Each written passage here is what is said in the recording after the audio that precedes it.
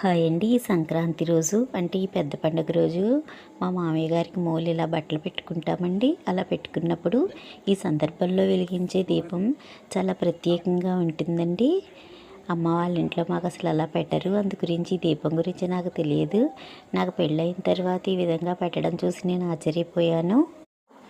తెల్లని కాటన్ బట్ట తీసుకునండి ఇలా ఒత్తులా పేంతారు. వీటి కోసం అడుగున కొంచెం బియ్యం మూట కడతారు. మనం వెలిగించుకోవడానికి ఒక పావుగంట అరగంట ముందు ఆయిల్లో ఇలా నానబెట్టుకుంటే సరిపోతుంది. నాకైతే ఈ ఒత్తు పేరడం రాదండి. మా వీధిలో ఒక పెద్దమ్మగారు ఉంటారు, అంటే మా అత్తయ్య గారికి అన్నయ్య గారి భార్య అనమాట. వీధిలో పెద్ద ముత్తైదు ఆవిడే. ఇంక ఇలాంటివన్నీ కూడా ఆవిడే మాకు చేసి పెడుతూ ఉంటారు. సూత్రాలు గుచ్చుకునే పసుపు తాడది కూడా ఆవిడే అందరికీ పీనిస్తూ ఉంటారు. ఇక మేము దీపం వెలిగించాలి అనుకున్నప్పుడు చిన్న ఇత్తడి చెంబు తీసుకుని పసుపు బొట్టు ఉంచుకుంటామండి. తర్వాత కొంచెం మంచినీరు తీసుకుని ఆ చెంబులో 3 వంతుల వరకు కూడా వేయాలి. ఆ తర్వాత ఆయిల్లో నానబెట్టుకున్న ఒత్తును ఆ చెంబులో వేసి కేవలం పైన ఖాళీ ఉన్న ఒక్క వంతులో మాత్రమే ఆయిల్ని వేయాలండి.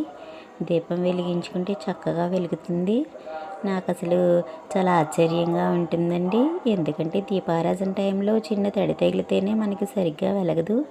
అలాంటిది ఇలా నీళ్లు పోసి పైన ఆయిల్ పోసి ఆ నీటిలో ఒత్తిని వేస్తే ఈ దీపం అసలు అలా వెలుగుతుంది అనేసి ఇప్పటికే ఆశ్చర్యపోతూ ఉంటానండి.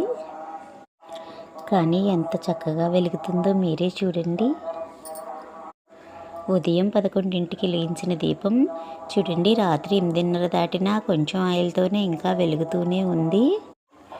మీలో ఎవరికైనా ఇలా నీళ్ళతో పెట్టే దీపం గురించి తెలిస్తే కనుక నాకు తప్పకుండా కామెంట్ చేయండి. Thank you.